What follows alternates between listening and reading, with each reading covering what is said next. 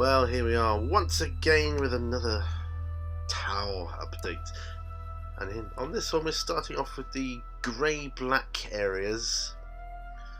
Well, dark grey. It's actually called grey-black, whatever they go. I'm going to be dry brushing them with my favourite dry paint, Longbeard Grey by Citadel.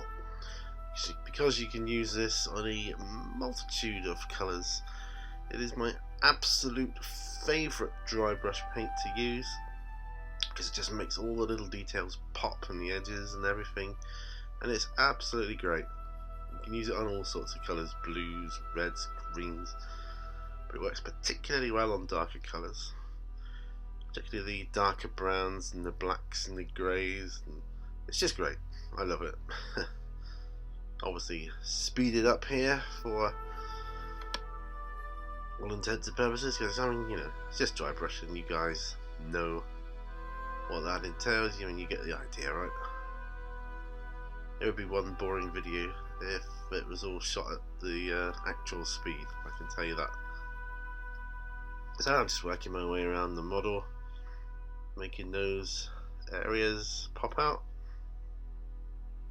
and I must say I was quite pleased with the results. I even did his head slightly as well. Now on this one, I did a failed attempt. Now I used Fugue Orange as a shade wash, but I put it on his shield, or the fins on the shield. Now the reason I laid him down was because I wanted it to dry partially flat, and then I wanted to stand him up and have the colour not run, so you didn't see streaks because it's a flat surface, but to lie heavy at the bottom. I don't know if you could see it so well on this camera, but that's what I did. Then next I went on to null oil for all the other little recesses and lines and things. That's the only downside. On a Tau you got a lot of them. Pretty much all the Tau suits have these lines. Well, not pretty much, they all do. So it's just a case of going around the model, painting in all the lines with the null oil, and then they stand out. Sure I've missed a couple somewhere along the lines, but I'll tidy them up later. Now I'm tidying up where I've over spilt with the null oil with Tau Light Ochre. Doing that all, I did that all over the model, and there he is. You can see lines on his legs and that now, at least his arms.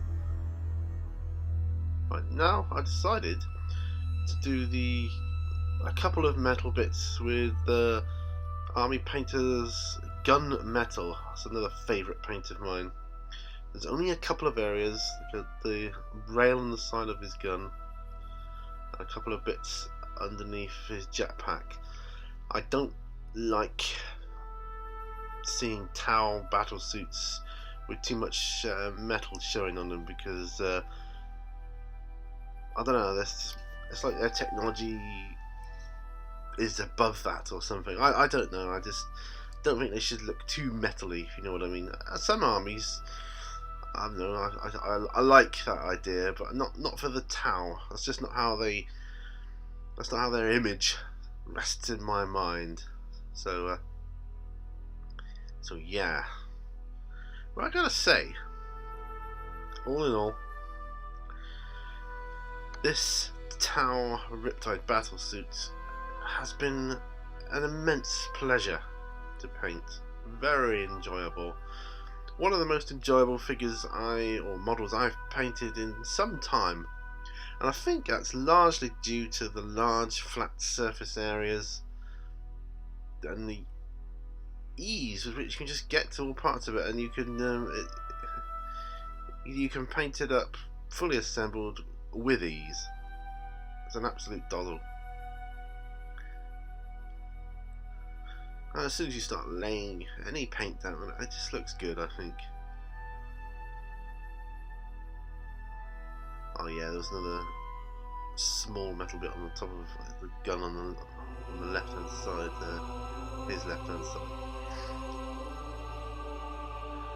Yeah, so sometimes these small finicky bits can take a lot longer. But there you go. It's all in the detail, right? I'm hoping it'll be nearly finished soon. Not that I want to stop doing it, but I have other projects calling out to me. I've got to then make a decision as to whether I want to weather him down much or not. Maybe slightly, but not too much.